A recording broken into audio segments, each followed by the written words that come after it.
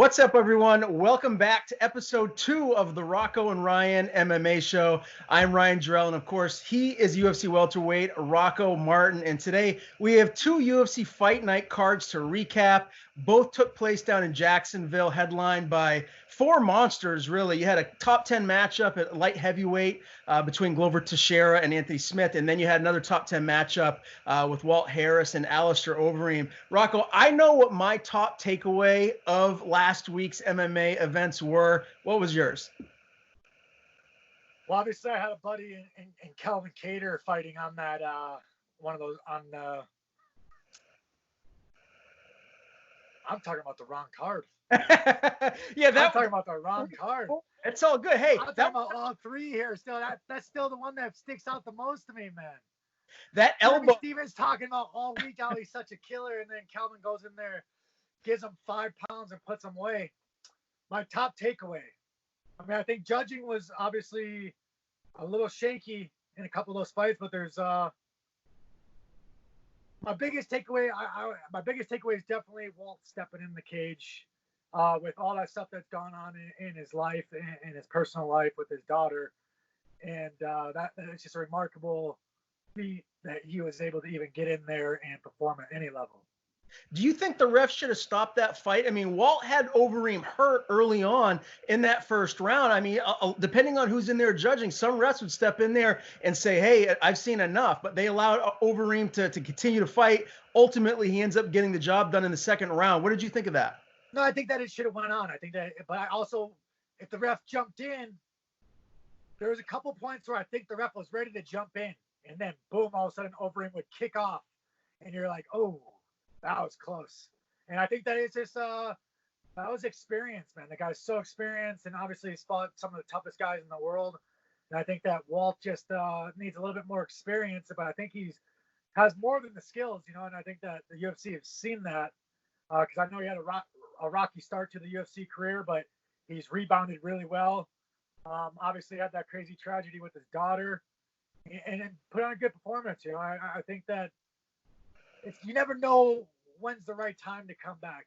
You never know. So props to him to get in there, put on a show. Obviously, a lot of respect that Overeem showed him as well, and he almost got the job done.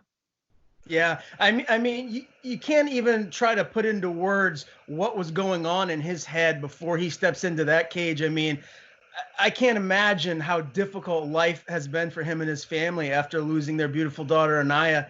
And for him just to get in there and have a top 10 guy stunned like that, this close to being finished, you know, he can't hang his head. He's going to be back. There's no doubt about it. You know what my top takeaway is? And I think you're going to like this. I mean, each day we get a little bit older than the last. For me, 40 is the new 30. Look at these 2 40-year-olds going in there, headlining these cards, getting 2 massive wins. So it just goes to show that guys like Dan Henderson, Daniel Cormier, there's just going to be more and more of them as the sport continues to evolve.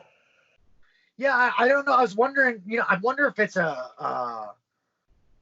you notice that it's the heavier weight guys I feel like you fight a little longer. I don't know if it's because the athleticism doesn't change that much, or exactly what it is, but for some reason I feel like the older you get, right, normally you think that there's this big drop off, but obviously MMA is one of those sports as well where it's a lot of knowledge and there's so much skill involved that your brain is so powerful in there that it's not just physical tools. So, but I wonder if there's something about the weight classes, you know, because I've noticed that the heavier the weight class is, I feel like the longer your longevity of fighting can be. And I don't know if that's just because of the athleticism is just a little bit lower at those higher weight classes or exactly what the reasoning is. But I would like to see maybe some kind of study come out and look at, you know, the average age group per weight class. That's a good point. And they always say power is the last thing to go. So that would make sense, especially at 205 and at heavyweight. You know, Rocco, the other main event that we watched was a barn burner. Anthony Smith, he went through his own little bit of personal troubles with someone breaking into his home and him having to subdue this gentleman until the police came. So he's been through a lot as well himself. and he went in there against a veteran fighter, and ultimately he ended up getting teeth knocked out. The people are saying that his corner really dropped the ball, and they should have stopped the fight earlier. Do you agree with that sentiment? I do agree that that his corner should have stepped in. I think that I know that the corner came out and talked about he has veneers, and that in practice he has teeth fall out all the time. So when he said that to them, they weren't as concerned as like when we hear that, we're like, shit, step in, man. Like that, your teeth start falling out. Yeah, it's a wrap. But it was like you could tell like he was too stubborn to quit, but he definitely didn't want to fight anymore, and I think that anyone that could look from the outside and look in there could see that. And I think that you have a corner for a reason, and they're there to guide you, and they're also there to protect you against yourself. And I do think that part of the fight that they failed him, and good for him to come out and try to take responsibility, but it wasn't his responsibility. You have your corner there because they got to sometimes make the toughest decisions in the world, because that when you step in for your fighter, they're not going to be happy, because as a fighter, we never want to quit. We never want to throw in the towel. We'll die in there, and people think that, that's fake, but really some of us are willing to die in there. So, but it's your job to surround yourself with guys that know you enough and are confident in themselves enough to know, hey, it's time for me to step in to save my fighter for future fights. Mm-hmm. And they failed him in that aspect. And I put no blame on the referee. I know the referee also came out, and I don't know what your thoughts are on that, but I think the referee took responsibility, saying that you should blame him. But I think that Teixiera could have, if he would have just kept hitting a few times, I think the referee would have jumped in. The referee was ready to jump in. It was just all of a sudden the ref would get ready to jump in, and then Teixiera would jump on a submission instead of just keep hitting. Yeah. I don't know, what was your takeaway on that? I feel it was Jason Herzog, if I'm not mistaken. That's who the ref was. I feel like he's one of the best of the best. He does a really good job. He's always on top of it. I feel bad for referees a lot of the times, because it's kind of like you're damned if you do, damned if you don't. You're always going to take some flack if you step in too soon to try and save a fighter, or if you stop it too soon. So it's a very fine line. It's always going to come down to the subjectivity of that referee. I feel like, potentially maybe he could have stopped it a little bit sooner, but, at the end of the day, Anthony Smith is one of the toughest guys on the UFC roster, and he gave him every opportunity to stay in that fight. If you were going to, hold a gun to my head and tell me, decide right now, did he stop the fight too soon, or let it go on too long? I think he let it go on a little too long, but, Anthony Smith probably wouldn't have wanted it any other way. Well, what do you think of the fight? So overall, what was your takeaway from the fight now? I know we know there's a lot of talk about the stoppage, but, obviously, like you said, Teixiera is getting old and put on a heck of a performance. What's your full takeaway? So we saw Anthony Smith fight the champion, John Jones, fairly recently. He went in there. He didn't have as good a performance as Dominic Reyes or Thiago Santos. But he went in there and he had some nice moments. John Jones clearly won that fight in dominant fashion. Glover Teixiera fought Jones years ago. I think it was 2013 or 14 that he fought him. Now he's having this career resurrection where he's back. He just beat a top 5 opponent. I don't know what I think is next for him. When I look at the top 5 at 205 pounds, obviously you got Jones, Reyes, Santos, Blachowicz. Then you got Anthony Smith and Corey Anderson. I think obviously he just beat Anthony Smith. I think Corey Anderson would make sense for his next opponent. But having said that, as much as I enjoy watching Glover Teixiera fight, I think those 4 guys there that are ahead of him, I don't see him beating the upper echelon of the division, unfortunately. Yeah, I agree. I think that Santos, I think that Teixiera and Santos should fight. I think that would be another great striking fight. And I say this because I think that Reyes earned an immediate rematch. I think that I don't think that he should have to fight again, because I scored it for him in that fight. I think that he won the fight.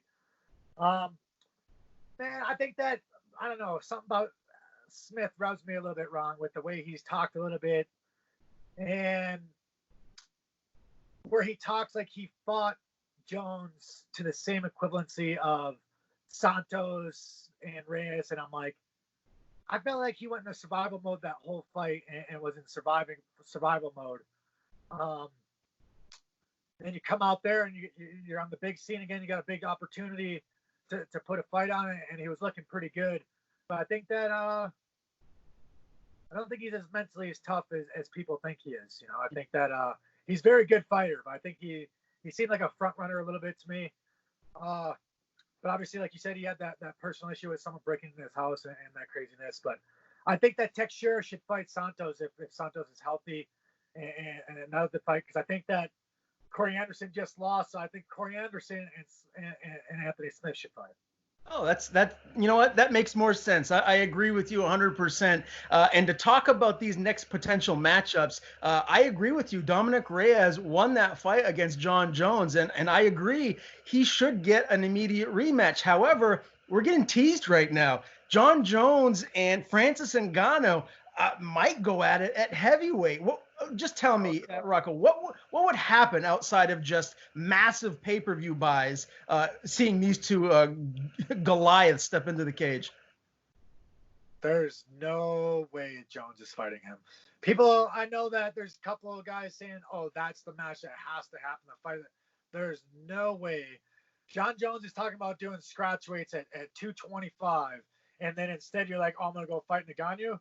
No, you're crazy, bro. What do you think Ngannou walks around at? What do you, 260? 260, yeah, but 260 lean and mean, and he's big and he's ferocious. I do think technique-wise, he's not nearly as a high level, but at that weight, man, you don't need to be. That's what I think he finally realized. I think it was something that finally clicked in his brain where he's like, there is no technique needed, you know? So I think, I don't know. I think that Jones would be crazy amount of pay-per-view buys, but I don't know if Jones cared about all those pay-per-view buys, he would have fought Stipe a long time ago. Yeah. Right? Either way, there's going to be a lot of really interesting potential matchups at light heavyweight and at heavyweight, depending on what happens moving forward. I'm sure Dana White, Mick Maynard, Sean Shelby, the whole UFC brass is just salivating, trying to figure out what they're going to do here moving forward. Well, I'm sure they're begging Jones to at least go up to heavyweight, you know, because they would love for Jones to go up to heavyweight, become champion there, and then maybe have Reyes and be the champion at that 205 and see how that plays out. Mostly when you have DC talking about retirement, and but they also probably want Francis Ngannou to be champ. I don't know. I think that, like you said, there's a lot of interesting matchups going out there. Am I crazier? But when you listen to Francis Ngannou talk and he's sitting there, he's having an interview or whatever, does his voice kind of put you into a trance? You don't expect him to sound like the way he sounds. You know what I mean? He's a monster, man. He's a scary guy. I mean, I think that, yeah, he's scary. But no, he's got that weird, it's like a weird, like, he's just very measured and very calm. You'd expect him just by looking at him and how big he is that, you know, he'd talk a little bit different. But there, look at his idol, Mike Tyson. I mean, no one expect him to talk like this, you know. So it's just like you never really know what you're going to see coming or hear coming out of someone's mouth, especially from the scariest people on the planet. Now, 21 fights in total on these two cards, Rocco. One other guy really stood out to me, and of course I'm not taking away from your boy Cater 2 weekends ago, but Drew Dober. Drew Dober really put on a performance against an up-and-coming guy, someone that I think the UFC really had their eyes on to maybe make a run, crack that top 10. And Dober, training with Gaethje and all those killers out there in Colorado, came in and made a statement. What did you think of that? Yeah, man, I think that Dober is highly. I think he's a little robotic. Is the only thing I'm going to say. He's very good though. Like he knows exactly what he has to do. He's willing to push the pace. He's willing to take the shots, and I think he's high level everywhere. You know, I don't think he's elite anywhere. You know what I mean? I don't think he's like the top kickboxer, the top grappler, but I think that he found his niche. You know what I mean? He found his style of fighting where he knows he's just going to keep pushing the pace, throwing his, cross hook and really just coming after you and staying on you and making you work and wearing you down. And also just a really nice guy. You know, I've met him a few times, really humble guy. Seems like he works really hard. I don't see him as a legit title contender. I don't. I'm sorry. I can't say that. I think him as a legitimate top 5 fighter. But I do think that he's could be in the top 15 easily and top 10 and put on very exciting fights. I think that he's a fighter that can get in there, put on exciting fights. But I don't see him as a top contender. And I think that from the beginning, I think that Hernandez has been overhyped because of that Beneil Dariush quick knockout. Mm-hmm. Fair enough. I wasn't impressed with the way he fought with Cerrone, mostly when I feel like Cerrone's on his way out. And I felt like he was kind of outclassed in that one. Mm-hmm. Yeah, well, Anthony Hernandez, again, ran into a buzzsaw. Drew Dober finishes him in the second round. And that wasn't even the co-main event of that card. It really was a good card. Dana White's done a really good job of putting together a lot of interesting matchups here for us MMA-deprived fans. And the co-main event, OSP, Ben Rothwell, split decision. OSP was coming on strong towards the end. I know a lot of people were saying that they didn't really like the totality of the fight, that maybe it wasn't what they were expecting. But, hey, at the end of the day, Big Ben Rothwell got the win. He was always coming forward, and that's what I like about him. He doesn't sit back and counter-strike. He's always pushing forward. Any thoughts on that? Yeah, I think that he's actually a lot more athletic than he looks, too. You know, he's one of those guys where he's fought some of the best fighters, mostly all of the best fighters at heavyweight, and he comes to fight. And like you said, he's coming forward the entire fight, throwing. I thought that, I don't know if OSP was conserving because he was a little bit worried about maybe getting full exchanges because of the heavyweight, or he was carrying a little bit more weight, so he was a little nervous about gassing, or exactly what it was. But I felt like he was very defensive. He literally turned his back a few times and ran away. But I agreed with the decision. I thought that Ben did enough to win. And I think he's another guy that just found his niche, how to win fights at heavyweight and how to maximize his potential with his style. Mm-hmm. Overall, what did you think of just being able to watch these fights without the fans in the crowd? Because I know a lot of people, I've talked to some friends, and they were just saying it kind of took away a little bit from the overall enjoyment. But for me as an MMA fan, I mean, hell, when Contender Series is on, I mean, I'm glued to the TV, and it's similar to that. It's similar to, The Ultimate Fighter. To me, it's just getting to watch fights. That's really all that matters. But did that play a difference in sucking you in and keeping you invested throughout the night? No, I love it. I like it because I feel like, first off, that Nate versus, what's his name? The Nate, he fought, the 145-pound fight. Oh, Landwehr versus Elkins? Yeah, versus Elkins. Yeah. You can hear him talking shit the whole time in the cage. I like that. Like, usually, see, I'm a guy that talks a little bit when I'm in there, but you can't hear exactly what's being said because it's so loud in there. So I loved it when you could hear everything that he was saying. He's over here calling out Dana in the middle of the fight, trying to, and I like that aspect. And also I like that you can hear every single punch land, man. You can hear every single punch. And I think that's a different aspect that you're not accustomed to hearing. It's obviously a little different because the crowd does play a part. But I also enjoy the fact of it's a little bit more of a natural. People get to understand, like, these punches, it ain't just looks, you know what I mean? Like, you can hear them, you can feel them. So when you hear this crack and you're just like, oh, see, now you really imagine what it feels like, instead of when it's so loud, you see the punch and you might see a little blood and you're like, these guys at the bar thinking like, oh, I'd walk through that stuff. But when you hear that shit, you're like, oh, you start flinching a little bit, like, you better not be taking too much of that. But that was the one fight that stuck out to me when you talk about the no fans in there, is when you hear them talking a little crap to each other. I like that part. Yeah. Who are the best trash talkers in the UFC? Take Conor McGregor out of the equation. Who comes to mind? Well, obviously, Nate's obviously in there because he talks shit more in the middle of the fight. Who else? I mean, obviously, I haven't really talked shit much, but I feel like I'm a pretty good shit talker. But no one's really engaged with shit talking, so it's kind of weird to. And I fought so many foreigners that don't even speak English, so it's hard to talk shit by yourself, What else? I don't know. Nothing really like is coming fully off my brain. There's some guys that obviously Chael Sonnen was one of the best, but he didn't. I don't know if he's really talked too much in the middle of the fight. Bisping is definitely very witty, and I think he generally talks shit 24/7.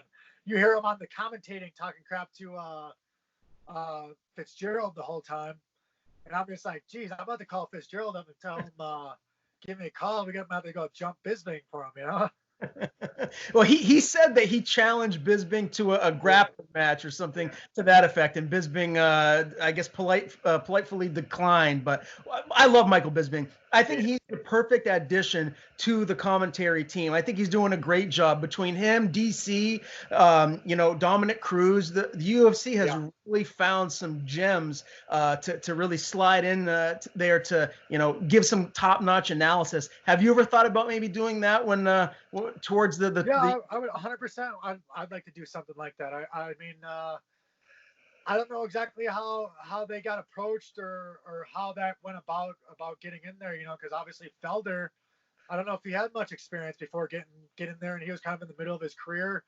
and really it is something that definitely interests me. I love fights. I love watching fights. I feel like I'm a student of the game, but it's something that maybe somewhere down the line that I'm going to look forward to doing something like that. Yeah.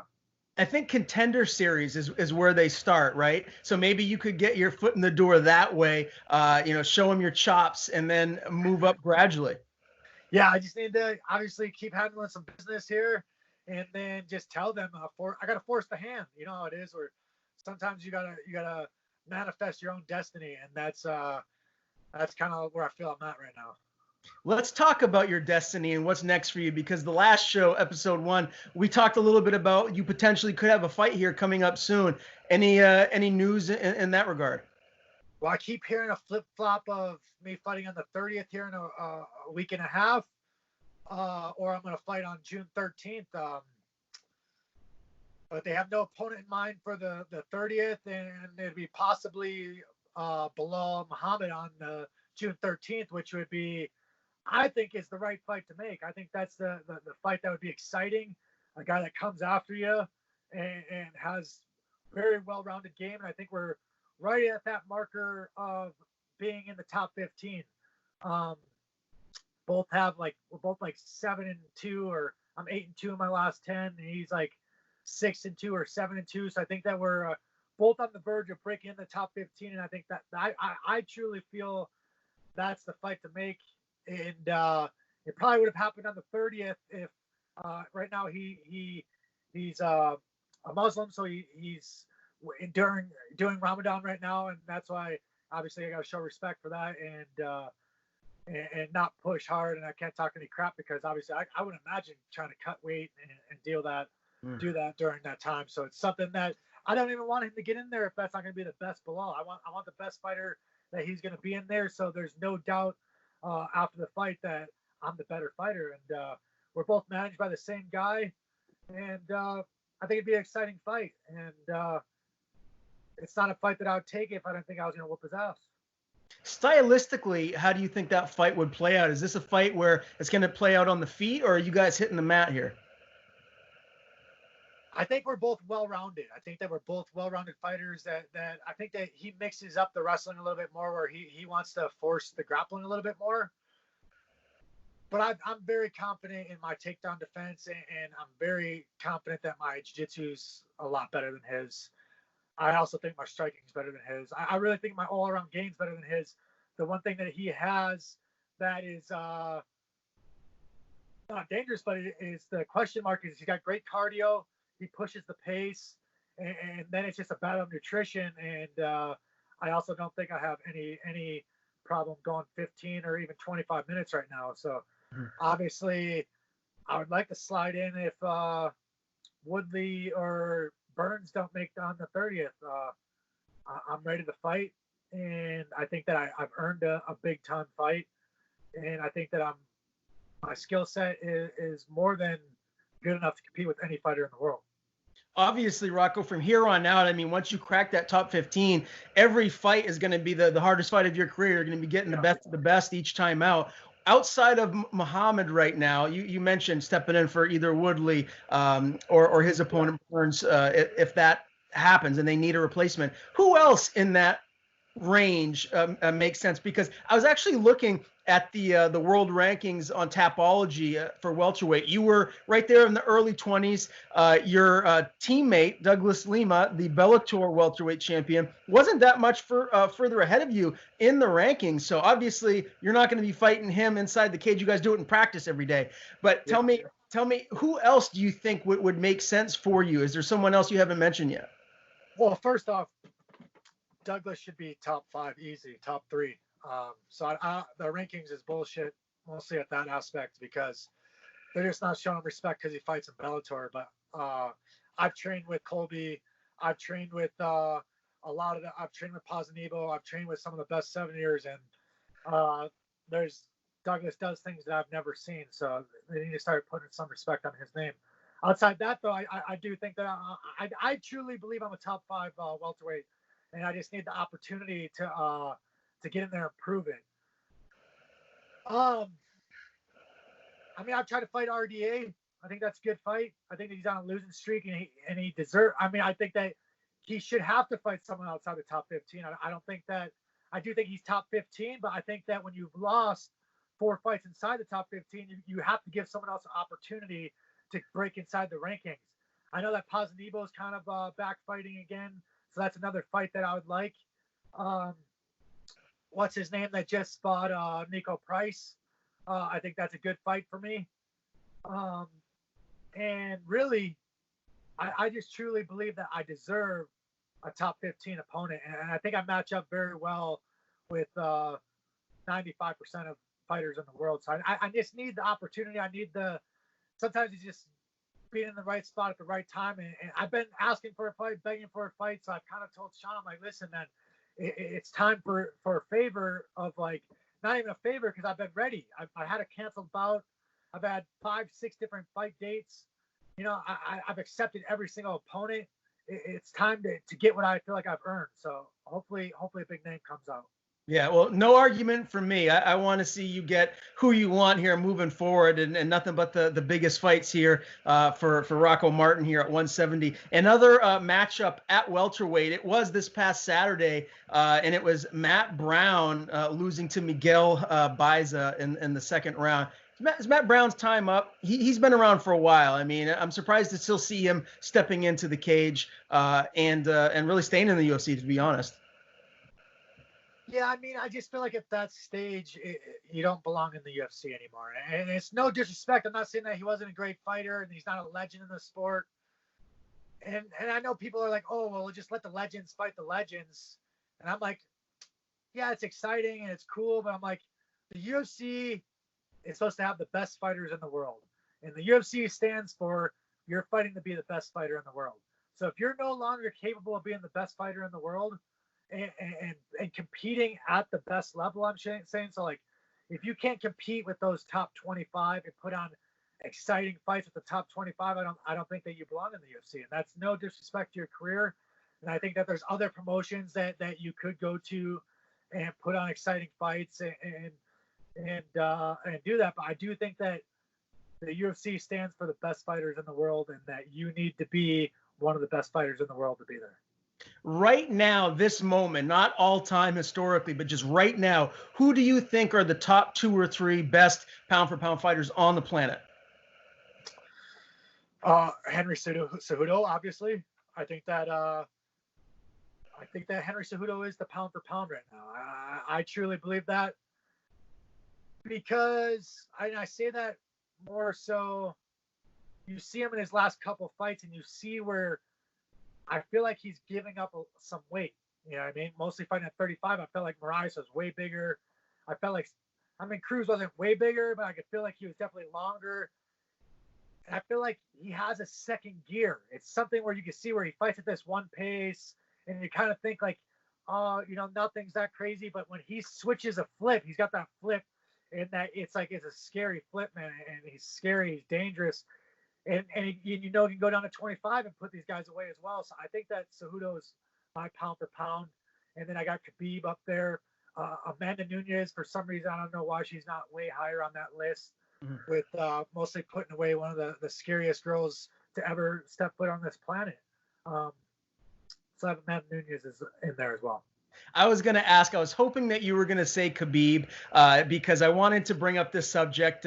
Stephen A. Smith gets a lot of attention. Obviously, he's on ESPN. He has his show First Take, and he made some comments that were rather controversial regarding the Justin Gaethje, Tony Ferguson fight. We didn't address it the last time we did our show, and it was basically something to the effect of, he felt because of the COVID situation and the threat of getting the virus, that was the reason why they didn't do any wrestling or grappling in that fight. Is that one of the more crazy statements you've ever heard in the sport of mixed martial arts? So here's my take. All right. Do some fucking research. Okay, I'm tired of this shit. Like, listen, you're paid millions of dollars. All you do is sit around and watch TV all day.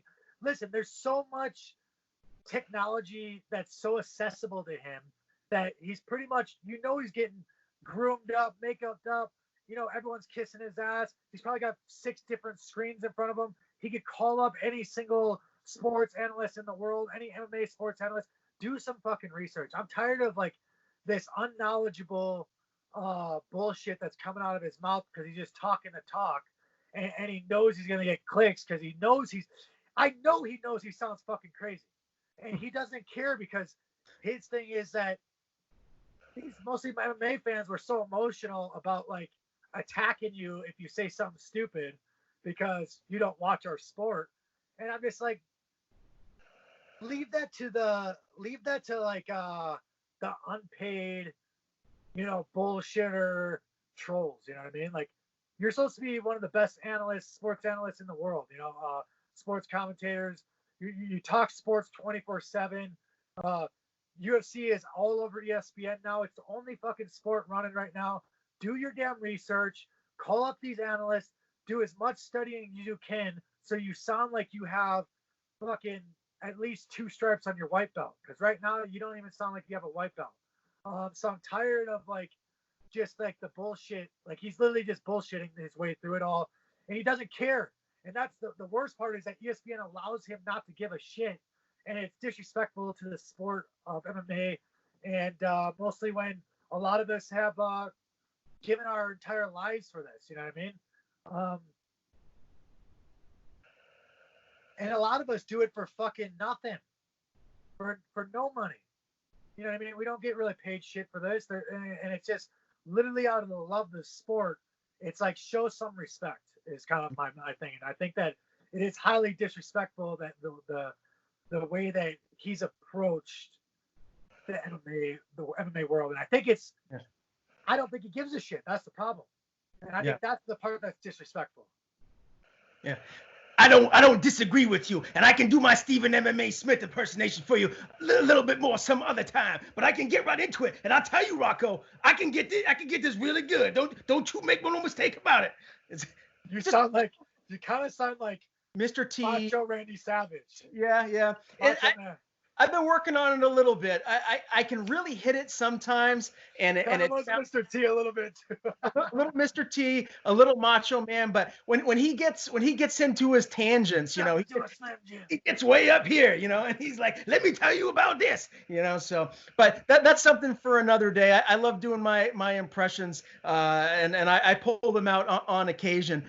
Tell me, Rocco, what other fights here from these last 2 cards stood out to you? I mean, there were some questionable decisions from the judges. A lot of them were, you know, right down to the wire, very close fights. I know one in particular for me was the, where is it here? the Edson Barbosa and Dan Ige fight. That was rather close. Also, the Marlon Vera fight was extremely close. Pretty controversial. Yeah, and so is the Hill fight, the Angela Hill versus Goodall. I think that I do believe that Barboza won the fight. Okay, I do believe that second round was close. It was a close round, but then Barboza hits him with that body shot where Ige's literally dives in to pull guard because he's hurt, and then you have to recognize as a judge that he's hurt. So if you can't see that he's hurt, then you shouldn't be a judge, because everyone could see. Anyone that's seen the fight was hurt. So I gave that as 2 drops. I gave that as that Barboza dropped him twice. Obviously in the first round and then late in the second round. And damage is the number 1 criteria to score. So if you get dropped, you've lost the round. Yeah. So with that said, fuck, man, Ige comes to fight, man. Ige comes to fight. He comes forward. He's a guy that I don't think, again, is another guy that I feel like isn't his special part of him is his ability to go forward and to stay in the fight, stay after you, and eat shots and keep coming and try to break you. And man, that you're seeing this more and more in MMA. That skill on skill isn't so important if there's another fighter standing beyond you that just can try to break you mentally. Yeah. And that's the same thing that Ferguson was a fighter like that, where I feel like skill set wise, he's not the greatest. It's that ability to try to break you. But I mean, Khabib's like that, but he also has a skill set, a specialty, you know what I mean? And I don't see a specialty with Ige fighting other than his heart. But that's also a specialty. So again, it's another guy where I would like to see him fight Stevens. I think that obviously Stevens coming off of 4 losses, but he's also a guy that's top, probably in that number 10 ranking. And I think that's the fight I see him, Ige, fighting more so than in the top 5 right now. But I do think that Barboza deserves a top 10 fight as well. I do think he won that fight. And I do think that he's deserving of a top 10 opponent. Yeah, Barboza is must-see TV. He has some of the best kicks in the game. He's a lot of fun to watch. A fight, we texted a little bit during this fight, and I was leaning towards the same thing that you said when Eric Anders was fighting Jocko. I went back, I looked at the significant strikes. Did you rewatch it? Yeah, I rewatched it, and I gave it to Jocko. You did? Okay. Because Anders was controlling the fight. I mean, he was coming forward. He was pressing Jocko. Jocko did land more than him. He landed a lot more significant strikes. But, if you just look at, forward control and pressure, I mean, you got to lean heavy towards Anders. And I know that's subjective. It's tough when the judges are giving their decision. I just think that if Anders would have gotten him down a few times, I think that I was rewatching this, and this is my takeaway. My big takeaway is, first off, Jocko and his corner. I know Mike Brown very well, and I knew he said this in between the second and third, and I watched it without listening to any commentating, or anything. So I normally like to watch them after the fights like that. So I'm not listening to the corners and that. And my take was that Jocko's too comfortable with his back against the cage, which is making these rounds seem closer than they are. And I think that he was getting himself in a scary situation by putting the fight into the judge's hands. And then I listened to the commentating after, and Mike Brown told him, like, listen, stop, keep your back off the cage. Like, you're putting yourself against the cage. My take is that Anders, I think, is better suited for a 205. I think that Anders is, shockingly, I think that his athleticism isn't nearly what you would think for being a fucking Alabama linebacker.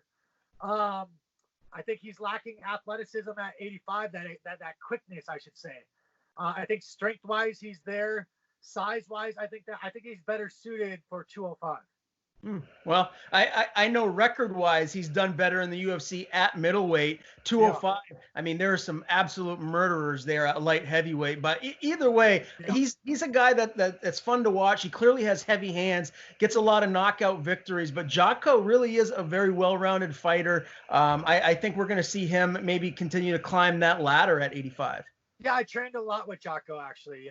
When I first went down to Coconut Creek, I was fighting a southpaw and Ryan LaFleur, so I was doing a lot of sparring with Jocko. Phenomenal guy, trains hard. is willing to learn. And I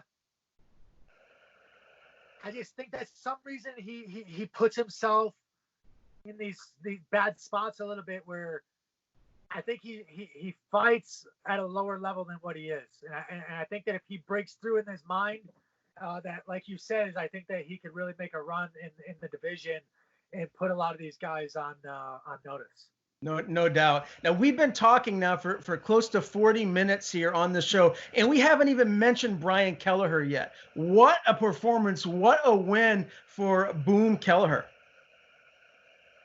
Mostly with like going in as the underdog, and another guy that, you know, he likes to talk a little bit. He's and he's trying to break through, man. He's a guy that wears his emotions on his heart, and he's willing to put it on the line. He gets in there and scraps. I was impressed, you know. I was impressed. I thought that he fights to the best of his ability, and he's a guy that I think overperforms better than his ability, right? So, and that's good. That's very good. That's a high praise. You know, anytime that you could fight at a higher level than what your ability is I give a lot of respect to. I don't see him as a true threat in the division, but he's very well-rounded, very good. Yeah, no doubt. Let's get to the Vera fight versus Yadong. Is it Yadong? Yeah, Yadong Song. What's your thoughts on that one? Yeah, I think Vera won the fight. I do think it was close. I can see why Vera is pretty upset. I mean, he's been blasting everyone on social media, very pissed off about the outcome of this fight. But I do think it was close. I think Yadong really showed some good moments in the fight. And it was just one of those things where, like Dana White always says, you don't leave it up to the hands of the judges because you just never know, which is what we saw here in this result. Yeah, I agree. I think that, I mean, I was telling all my buddies that Vera was the steal for betting. You know, I was like, listen, Vera, if I were you, I'd be betting heavy on Vera. You know what I mean? If I was going to bet on anyone, if I was going to Vegas, I'm putting a lot of money on Vera because I know how well-rounded he is. I know how skilled he is. And I think he's got the skills and the mental ability to keep pushing through. And I do think that he did enough to win that fight. But again, that Yadong's tough, man. He throws hard. Seems like he's got very solid strikes. Very young fighter as well. Seems like he's got a good team over Alpha Male. Yeah. But I do think that Vera did enough to win, and I do think, again, both are deserving of their stock going up and not down at all. Yeah, no doubt. How about 41-year-old Uriah Faber making weight just to make sure that a fight happens because Yadong apparently was having some issues potentially getting cleared. How about that? That's pretty impressive. Well, I mean, he didn't make weight. He just stepped on a scale at 154 or something like that, right? Oh, really? I guess for some reason I thought he hit He didn't make weight though. No. He weighed in like 152 or 153 or something like that. But he just scaled in, I think, just so you have to scale in to fight. So I think he was scaling in, and technically it would have been a scratch weight. But man, I've been some nuts. He's that guy that does that stuff, though. Man. He's that guy that I think that he's always in the gym training. I think he's very young at heart, and that he's always ready to go. He's always game. One fight I wanted to talk about that I was looking at a little bit was that what was that first heavyweight fight on Saturday?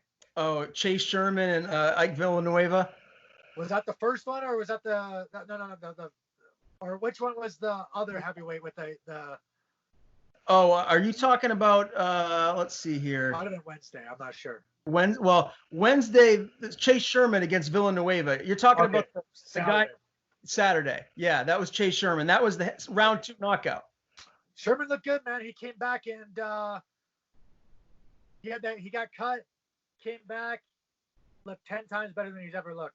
I thought he picked his shots a lot better and really fought. Looked like a UFC caliber fighter for the first time that I've seen him in there. Yeah, no doubt. He trains with my guy Jason Knight down there.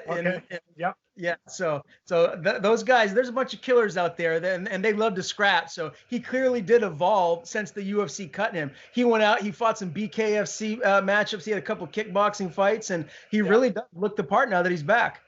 Yeah, no, he looked really well there. But I was trying to think of what's the other heavyweight fight that it was an early one? I think it was Well, there was both Contender Arlovsky. Series guys, I think. Okay, well, I know on Saturday there was Arlovsky and Philippe Lins, and then the other heavyweight was Dontel Males versus Rodrigo Nascimento. That's the one, Nascimento. Yeah. I think that guy's gonna be good. Do you? I think so. If I had to actually take away from a guy that I haven't seen fight before to come out and be like one fighter that I think is gonna be something to talk about soon, I think that Nascimento looked like the most well-rounded that I've seen. Okay. All right. Well, he did look good. I mean, Dontel Mays he's a beast. He's a big guy, clearly with heavy hands and a decent skill set. So yeah, Rodrigo, especially being the first fight of the night, to come out there and to dispatch of a guy like that in the second round really makes a statement. How do you think fighting the first night of the fight compares to getting a chance to settle in and fight a little bit later? Do you have more nerves? I think it's always the easiest because you know when you're going to fight.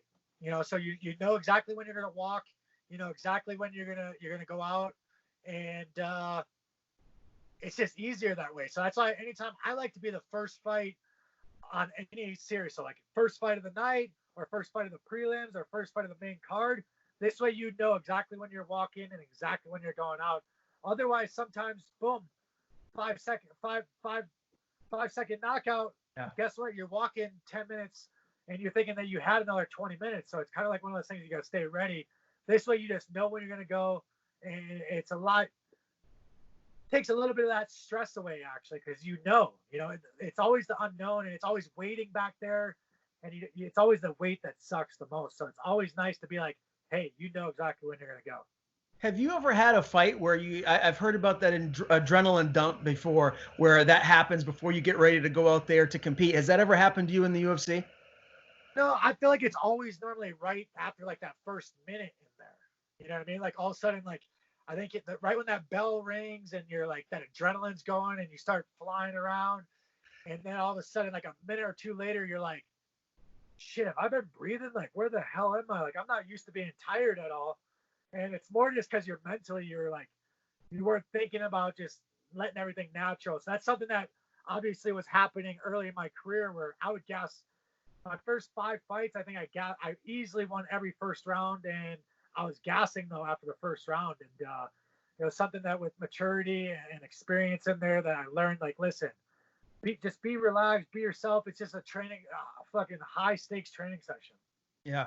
Yeah, well, I'm glad that I don't have to experience that, because that wouldn't be good for me. I don't think I could do what you do, step inside the cage and go toe-to-toe for 25 minutes with one of the best in the world. It takes a special kind of individual. That's why you're in there and I'm behind here doing this. One other fight that I really wanted to mention, Rocco, was Kevin Holland, round 1 knockout over Anthony Hernandez. That was huge. And Kevin Holland comes back after getting finished by Brendan Allen in his last fight. So this was a big win for him. Yeah, he looked good, man. He looked good. I mean, I just don't know. I need to see a little more. You know what I mean? I need to see more before I make a true judgment on what my takeaway is. But man, he put on a heck of a performance, dominated the fight, and that guy was talking a lot of crap about his boxing. So it's always obviously, you know, even when someone's talking crap, you know the guy knows how to strike. You know, he's a striker. So you say he's got crap, but it always makes good for TVs when you're like, oh, this boxing's trash, and then all of a sudden, boom, you're knocked out.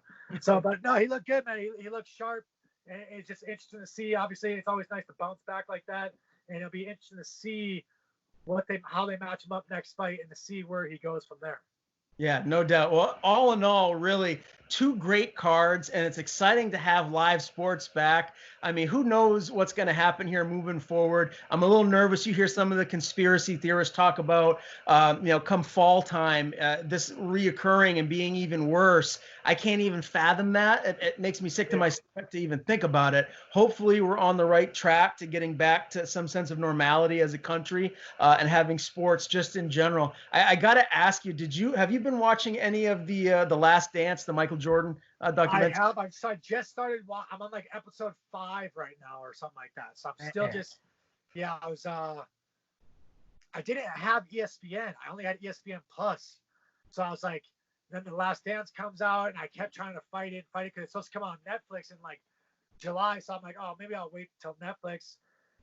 And then I'm like, no, you're so stupid. Like you're getting ESPN right now. So I went and bought Hulu TV.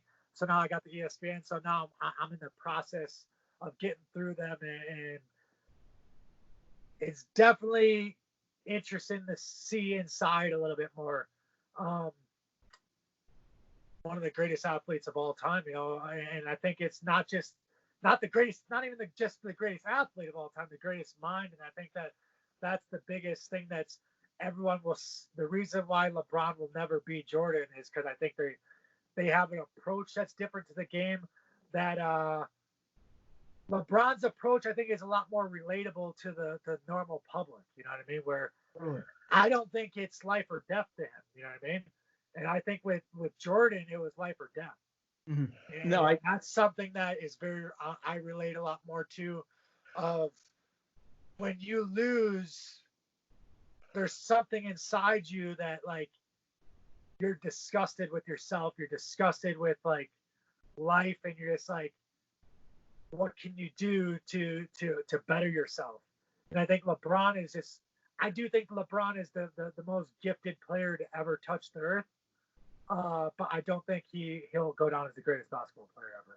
Yeah, I agree with you in regards to Jordan being the GOAT. He's the best ever on a number of levels, in my humble opinion. I do want to ask you this too. I mean, obviously different sports, right? Basketball, very, very different than mixed martial arts. But when you look at that mindset that Jordan has, or Jordan had as a player, is there a fighter that you've seen? Like, I mean, you've trained with a lot of great fighters, but even in the locker rooms, getting ready for a fight, is there someone that stands out that has that alpha dog Jordan mentality that reminds you a little bit of how he was around his contemporaries?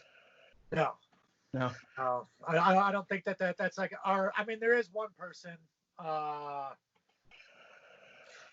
There's one person out there. It's Kayla Harrison. So Kayla Harrison is the most competitive, driven person I've ever met. And there's no one that will outwork her, and there's no one that's harder on themselves than her. And she will go down as the greatest if she's given the opportunity. The tough part's just going to be, the tough part about ever passing Amanda is that Amanda fought all the right girls at the right time. And I don't think that Kayla will have that opportunity. Mm-hmm. Outside that, I do believe that Kayla's mentality is the closest to Jordan's that I've ever seen, if not surpassing. And that's saying something, that's something that I would never say about, obviously, me and Kayla have history where I wouldn't ever just say something like that if I didn't truly believe it. And I do believe that she's a freak of freaks and one of a kind, very special, and makes hard to be in a relationship with, but she's going to be a very, very special human that you will never see step foot on this earth again. I got, not to dive into the personal relationship. I'll never do that with you about that. But I got to ask, one of my favorite things to watch on TV is Impractical Jokers. I've talked to you before about it. Watching her throw myrrh into the pool on that episode was amazing. I loved every bit of it. And it just got me to thinking, I mean, she clearly is a physical specimen. She's a beast, right? Compared to the average man. Talk about a guy that's not an elite trained athlete like yourself. How would men compare to her if for whatever reason they had to tangle, because she looks like she'd be a problem? And you must have seen it. Like, you've seen it in training. She only trains with guys. She does only train with guys, but she trains with mostly like 35 pounders, which she's probably a natural 45 pounder. She is a freak, and the one thing is that she works harder than anyone. She is also genetically free. She won't say that. She'll act like it's all just hard work, but I'm like, listen, Kayla, you're you're a genetic freak as well as the hardest worker, which resorts to you being going to be the best fighter of all time. With that is there's a difference between men and women, and there's a reason why there's men and women. And there is some guys that she may beat, but there's not any UFC guys that she's going to beat. Right. That's just the facts of it. It's not disrespect to her. She would probably she would fight you about it. You know what I mean? Like, she would fight you about it. She'd be like, nah, I'll whoop their ass. But it's just facts are facts. It's a woman that has a different feel. They have different muscle tissue, and their strength is definitely different, even though she's got crazy strong hips and very well-rounded and she's going to be the greatest, I think, go down as obviously top 3 greatest female fighters of all time. Yeah, no doubt. I'll never forget when Ronda Rousey was at her peak. I got into this verbal sparring match with this friend of mine. That's a big boy. I mean, he's a power lifter. He's like 5'11", but he's like 240 pounds of just pure muscle. And he was sure of it that Ronda Rousey would kick his butt if they ever got into a fight. And I was trying to explain to him the strength difference and the size difference and the reason why you don't see sanctioned fights of a man versus a woman. And then you take into account the significant weight difference there. But it's just interesting because back in the day, you never saw the platform, especially for female fighters, to do what they're doing and to show how good they are now. And right. And now you're seeing it, and so it's getting people to talk a little bit, which I love. No, I agree. I agree. I think that women are very, very good fighters. You know, there are some that are very dedicated and very skilled. You know, I do still think that overall the women's division is lacking in skill set, you know, not mentality-wise. I think mentality-wise, I think the women are tougher than the men. I think mentality-wise, these girls are crazy, man. They get in there, they fight hard.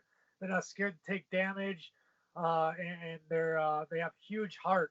But I do think they're lacking skill set. But I think that's something that's going to be over time that they're going to start catching up, and you're going to see some crazy. I mean, you still do see really skilled fights at very high levels. But yeah, I think that.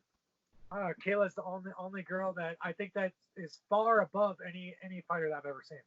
Yeah, well, interesting to talk about that. I'm glad you brought her up as a comparison. Very interesting analogy. Rocco, I think we're coming to a close here of episode number 2. We covered quite a bit, man. We almost mentioned every single fight on both cards. Really some great fights, and we have a little bit of a break before the next event. And I know Dana White said it was either going to be in Vegas or Arizona, if I'm not mistaken. Is that right?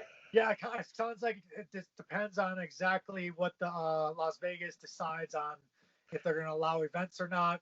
So right now, they're I think the 30th. Originally, it was going to be the 23rd, but then they pushed it to the 30th, I think, to try to see if Vegas would approve because I know they put a plan into Vegas as well about what the precautions they would take and all that situation. So hopefully it's going to be Vegas, because I know if Vegas allows it, they're going to start ripping fights through their venue there, and I think that it'll bring a lot more normalcy to the fight world of the UFC, be able to plan a little bit more and start really pushing out fights at a higher pace with a little bit more notice and giving us opportunity to train and get ready to fight.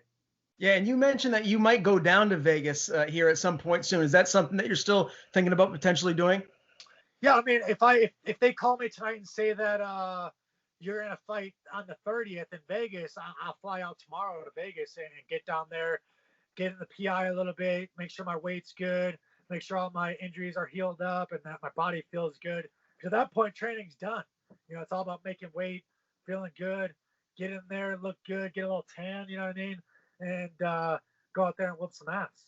Nice. Well, obviously, keep me in the know depending on what happens. If you do get that matchup, we'll come back maybe a little bit beforehand to do a preview show if that's something you want to do, or we can do the post-fight. 100%. Obviously, if I'm out there, it'd be nice to maybe talk about the card beforehand with me being on there, and we can do that.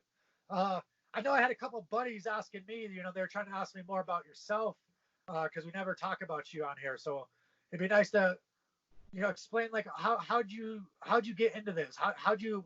what made you fall in love with MMA, and what really made you decide that this is what you kind of wanted to pursue and start talking about, and hopefully someday it keeps growing. Yeah, no doubt. I'd be a pleasure to talk more about that. In a nutshell, I'll give you a quick little briefing on that. My father was a state champion wrestler. He grew up in West Virginia. He just loved combat sports. Always loved boxing. Always loved wrestling. We just watched it and bonded growing up. And so I have to thank him for bringing me into it. I went to the University of Maine, got my broadcast journalism degree, and moved out to California right after I graduated in 2008. I was out there for 5 years. Fun little fact about me that most people don't know: I was in the movie Inception with Leonardo DiCaprio. Oh, where? I love that movie. It's a small little part. I'll send you a clip here afterwards.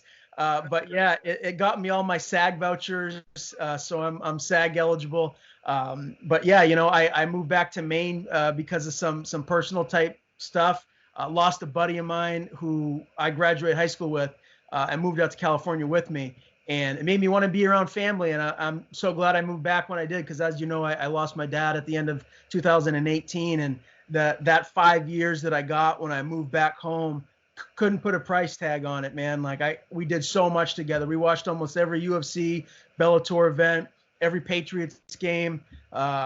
We went to a Red Sox playoff game together. So we got to do quite a bit. So it's all because of him. And trust me, I can talk about him for a long time. So we'll dive more into that later. And remind me to tell you the story of him chasing a guy through a Hannaford parking lot with a golf club. You'll like that. He was a special man. Yeah, sorry to hear about your buddy and your father, obviously, and thank you for sharing with us. Hey, yeah, man, it's always a pleasure chatting with you. I hope everything's going okay with your mom. I know that's a difficult situation. Has there been any update? Is that something you even want to talk about, or? No, there's no. I mean, right now she's just on the chemo pill until, I guess they're saying the chemo pill only lasts so long, and then finally it'll stop working, and then we'll go from there. But